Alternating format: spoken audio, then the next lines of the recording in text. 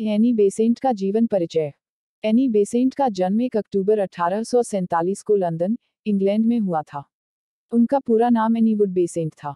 बचपन में ही उन्होंने अपने पिता को खो दिया, जिसके बाद उनकी माता ने उनका पालन पोषण किया। एनी की शिक्षा दीक्षा काफी उच्च स्तरीय थी और उन्होंने बचपन से ही किताबों से गहरा लगाव रखा। वह एक गहन विचारक और सामाजिक कार्यकर्ता के रूप में जानी जाती थी।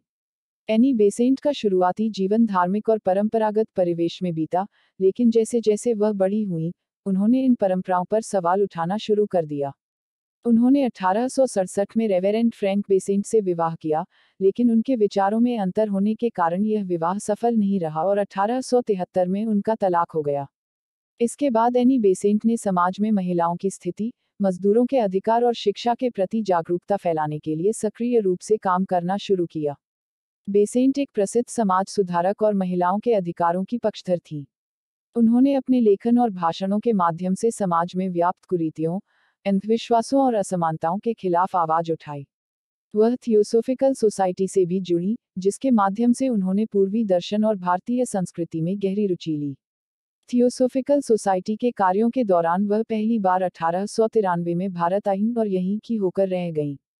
भारत ने उन्हें इतना प्रभावित किया कि उन्होंने अपने जीवन के शेष वर्ष यहीं बिताए। भारत में रहते हुए एनी बेसेंट ने न केवल भारतीय संस्कृति और धर्म का अध्ययन किया, बल्कि भारतीय स्वतंत्रता संग्राम में भी हिस्सा लिया। उन्होंने भारतीय राष्ट्रीय कांग्रेस में सक्रिय भूमिका निभाई और 1917 में कांग्रेस की अध्यक्ष भी बनी। उन्होंने होम रूल लीग की स्थापना की, जिसका मुख्य उद्देश्य भारत को स्वशासन दिलाना था। एनी बेसेंट का मानना था कि भारत को अपने पैरों पर खड़ा होना चाहिए और अंग्रेजों से स्वतंत्रता प्राप्त करनी चाहिए। एनी बेसेंट एक प्रभावशाली शिक्षाविद भी थीं। उन्होंने शिक्षा को समाज के विकास का मुख्य साधन माना और इसके प्रसार के लिए काम किया। बनारस हिंदू विश्वविद्यालय की स्थापना में भी उनका महत्वपूर्ण योगदान रहा। इसके अलावा, उन्होंने अड्यार में थियोसोफिकल सोसाइटी के मुख्यालय में भी शैक्षणिक और सांस्कृतिक गतिविधियों को बढ़ावा दिया। एनी बेसेंट की सबसे बड़ी उपलब्धि यह थी कि उन्होंने भारतीय समाज को आत्मचिंतन और आत्मसुधार का मार्ग दिखाया। उन्होंने भारतीयों को उनकी संस्कृति और धरोहर पर गर्व करने की प्रेरणा दी। हालांकि वह एक विदेशी थी, लेकिन उन्होंने भारत के प्रति जो प्रेम और समर्पण दिखाया, उससे भारतीय समाज उन्हें अपना सच्चा मित्र और मार्गदर्शक मानता है। 1926 में एनी बेसेंट की मृत्यु हुई, लेकिन उनके योगदान को आज भी भारतीय समाज और स्वतंत्रता संग्राम के इतिहास में महत्वपूर्ण स्थान दिया जाता है। उनके कार्यों ने न केवल भारत को स्वतंत्रता की राह पर आगे बढ़ाया, बल्कि समाज सुधार और शिक्षा के क्षेत्र में भी उन्हें एक अमर व्यक्तित्व बना दिया।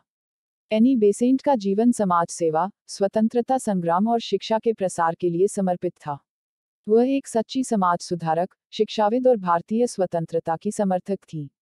उनके कार्य और योगदान हमेशा याद किए जाएंगे, क्योंकि उन्होंने अपने जीवन का अधिकांश हिस्सा भारत और उसके लोगों के उत्थान के लिए समर्पित किया।